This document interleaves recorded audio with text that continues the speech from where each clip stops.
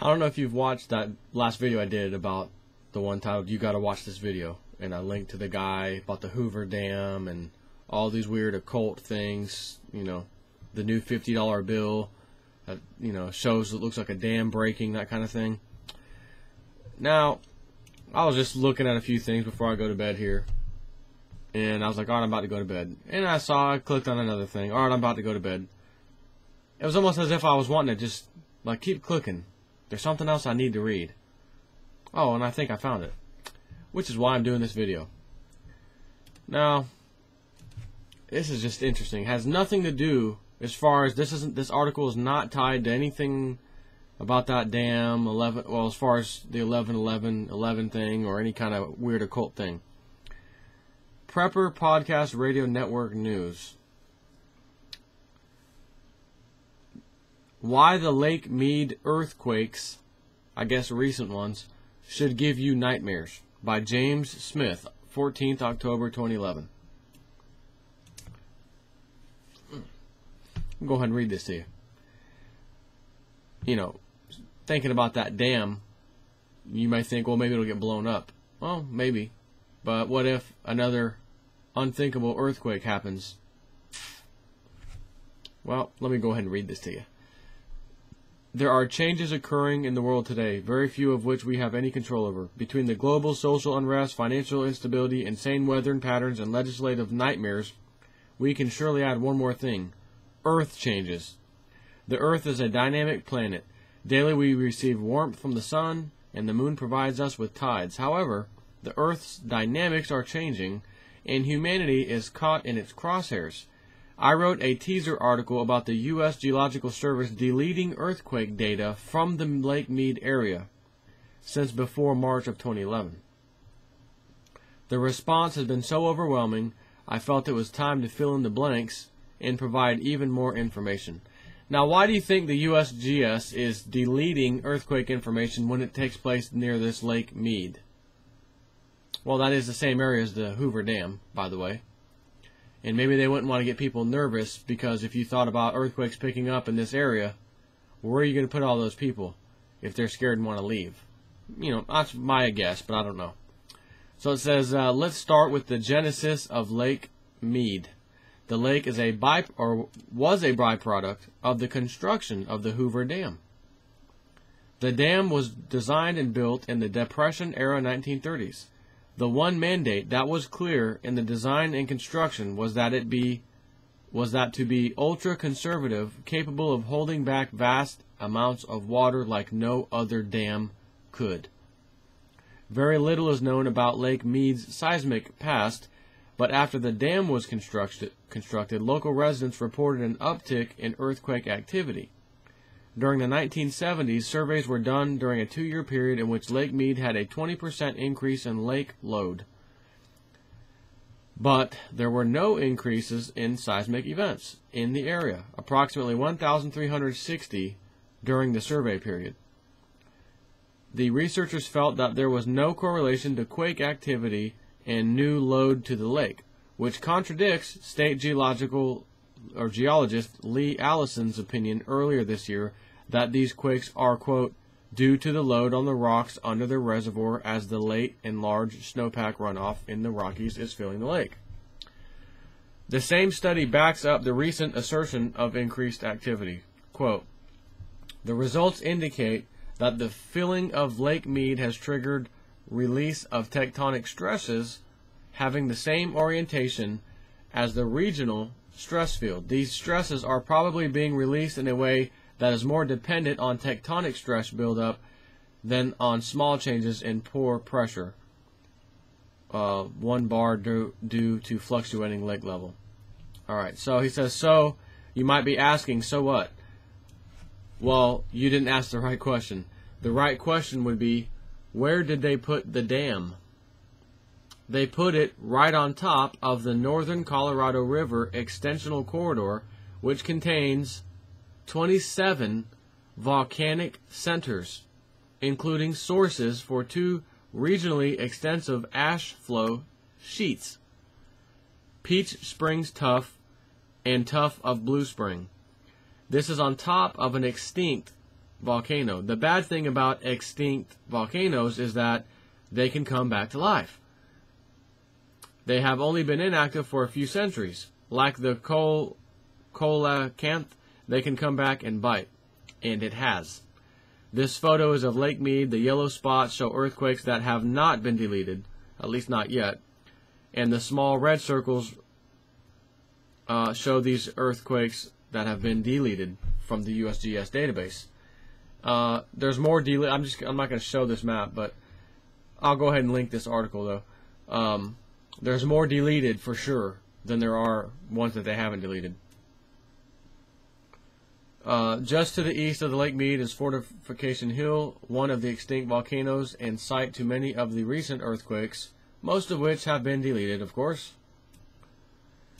That is like standing on top of a sleeping bear and jumping up and down. So what would happen if the unthinkable occurred? Well, grab your goggles, snorkels, flippers, and water wings because you're going to need them. This is a snippet of a report for Staten, a small Oregon town in the flood zone of two much smaller dams almost 40 miles away. Quote, beyond the flooding that is predicted under the flood insurance study conducted by FEMA, Marion County Public Works conducted an analysis of the areas that would be inundated should there be a failure of the Detroit Dam. The county's 1999 map showing the inundation area indicates that in Staten, a dam failure flood would reach the city approximately 2 hours after the failure of the dam. The study indicates that the peak elevation of flooding would occur 1 hour and 20 minutes later and reach an elevation of 511 feet. End quote. Because the two dams, Big Cliff and Detroit, hold only a portion of what Hoover Dam holds, what would be in store for those towns and communities downstream of the dam, and when this water is combined with Lake Mojave, the destruction of lives and land would truly be of biblical proportion. Laughlin, Nevada is approximately 60 miles from Hoover Dam. The water would reach them approximately 3 hours after the breach and stay underwater for hours, if not days. Lake Havasu, Arizona, is approximately 110 miles and would receive the inflow of water about 5 hours later. The water will continue until it hits the ocean. Just 2 points about flooding from dam breaks. 1. What hits a town is not just water. Contained in the floodwater is rocks, sand, dirt, dead animals, cars, trees, brush, parts of buildings, wire, pavement, etc. The contents will scour the next town to the ground like an abrasive cleaner. Number 2. It doesn't matter how deep the water gets. In Staten, Oregon, 500 feet might as well be 50 feet. Lives will be lost and properties will be destroyed. Whatever the water level is from Hoover Dam failing is irrelevant. The damage will be catastrophic. If this is a disturbing picture, then please prepare for an evacuation. Call up your elected officials to demand accountability from the USGS and other agencies to provide complete and accurate information as opposed to deleting the data. If they refuse to be open and honest with the American public, then they should be fired. Furthermore, they should be sent to prison, life sentences, if they're withholding valuable data that can make someone help someone make a decision to leave. If you notice a large amount of earthquakes on the USGS site, you may say, you know what, I'm not risking it, I want to get out of here. But if you look on the site and there's just a few every now and then, nothing to worry about.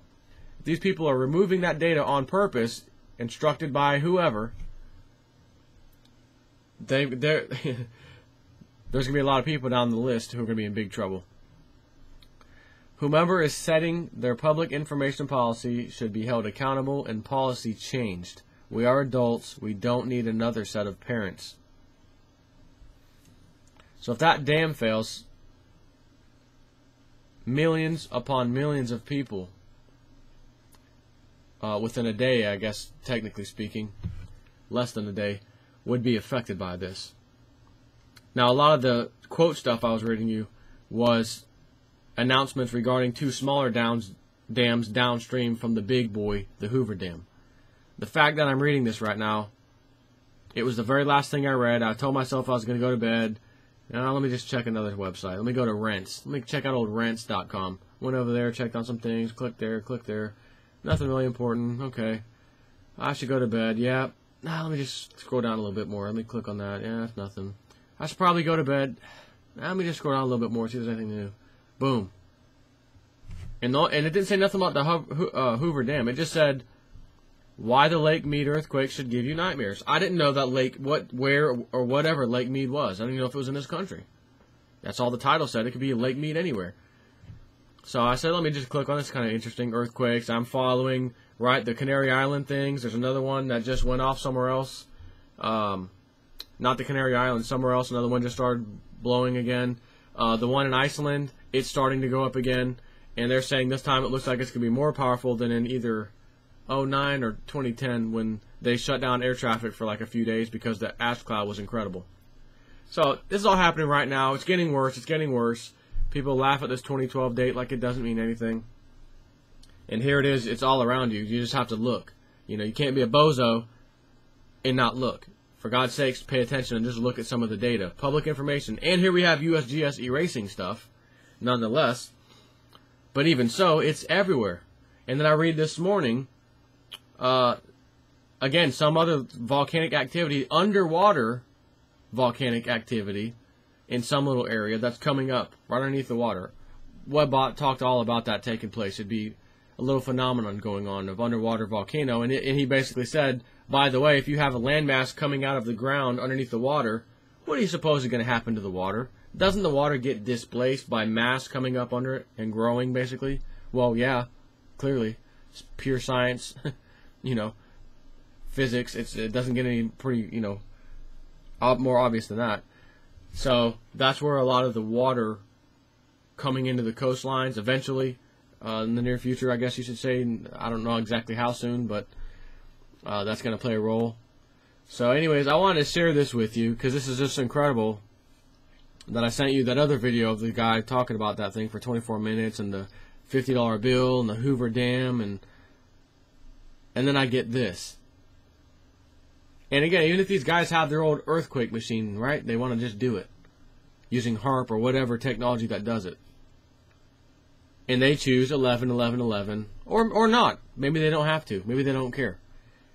And that son of a gun cracks or breaks, the destruction, the devastation that will occur from that event would be incredible.